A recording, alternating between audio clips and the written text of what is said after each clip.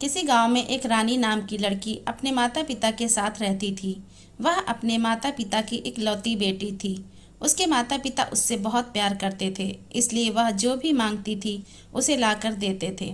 उसके पिता इतने ज़्यादा पैसा कमा नहीं पाते थे, लेकिन फिर भी वह अपनी बेटी की हर इच्छा पूरी करते थे। एक दिन रानी ने अपने पापा से कहा कि पापा, मेरी चप्पल पुरानी हो गई है, क्या आप मेरे लिए नई चप्पल लाओगे? पिता ने अगले दिन नई चप्पल लाने का वादा किया। पिता अगले दिन नई चप्पल लेकर आए।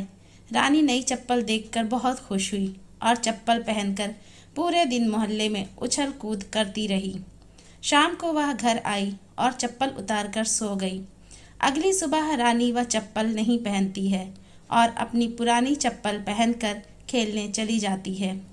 मम्मी से कहकर जाती है कि मम्मी, मुझे ये चप्पल पसंद नहीं है, मैं अपनी पुरानी चप्पल ही पहनूंगी। उसकी ये बात उसके पापा सुन लेते हैं। इतने में रानी बाहर खेलने भाग जाती है।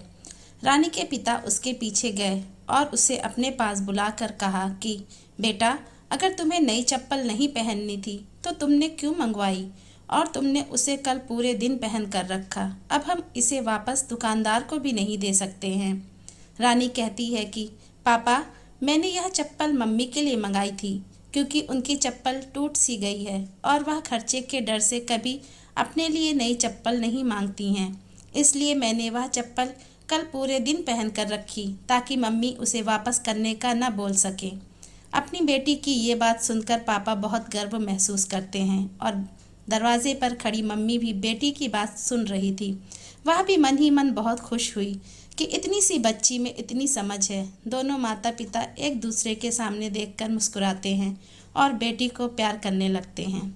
सीख: हमेशा अपने माता पिता की मजबूरी को समझना चाहिए। अगर कहानी अच्छी लगी तो प्लीज़ मेरे चैनल को लाइक, सब्सक्राइब और कमेंट ज़रूर कीजिए। धन्यवाद।